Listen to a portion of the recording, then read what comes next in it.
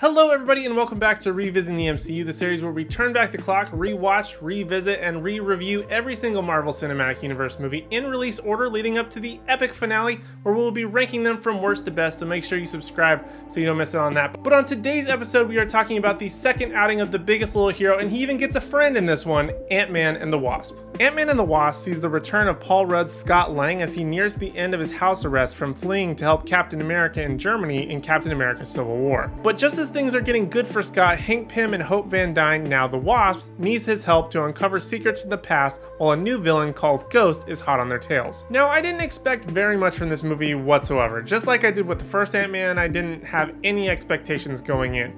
Now, it was sort of okay when I watched it the first time. Upon rewatch, however, it's still just sort of okay. Like, there's really no big bang blockbuster moments in this one. It is pretty good and fun, but for the most part, it's kind of just forgettable. The entire main cast returns for this sequel, and just as I mentioned in the previous film, everyone pretty much plays their parts, with Paul Rudd crushing it and Michael Pena shining. Evangeline Lilly, however, does get a much larger role in this movie, and she absolutely nails it. It was actually really nice to see her even more in this movie, doing more action-y stuff and being more of a central character to the story overall. And we also get Randall Park's Jimmy Woo for the first time, and after WandaVision I realized just how great he was way before that series even happened.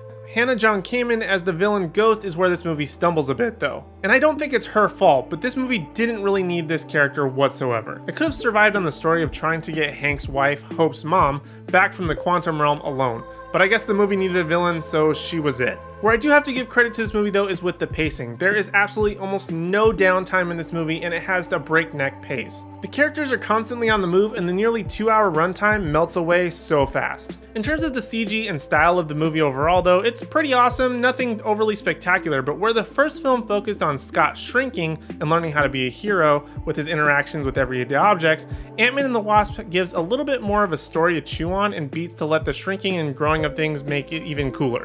Like with the Hot Wheels cars Hank carries with the army of cars for different situations, and being able to shrink Hank's lab and take it on the go with him, that stuff was pretty awesome, and I wish they would have given that a little bit more focus. Ant-Man and the Wasp was able to capitalize a lot where the first film did well, but didn't quite get to flex as much as the first movie did. Overall, Ant-Man and the Wasp was a massive improvement over the first film. I think it succeeded in so many other areas where the other film just sort of was just getting its feet underneath it. It just was able to give a lot more action, a lot more breakneck of a pace that keeps things going so fast that you kind of forget that the villain's not that interesting, and you get more invested in the story of getting Hope's mom back more than anything else, which is a lot more fun. Again, they could have completely cut out the villain altogether. It made almost no sense for the overall arc of the story other than just to have a villain, but for the most part it definitely was an improvement. Would I say it's the best Marvel movie?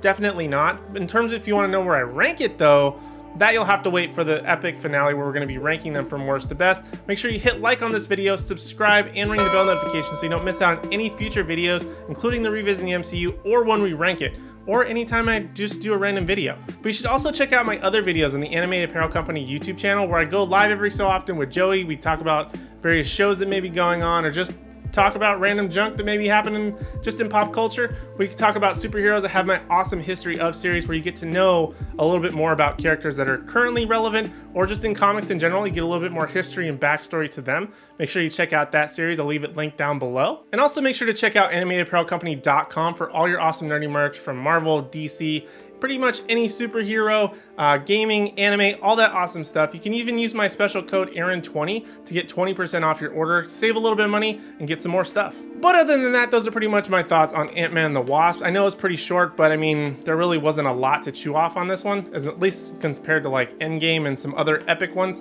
But please consider subscribing if you do enjoy this series. Leave a like I said before. But other than that, thank you guys so much for watching. I really do appreciate it, and I hope to see you in the next video.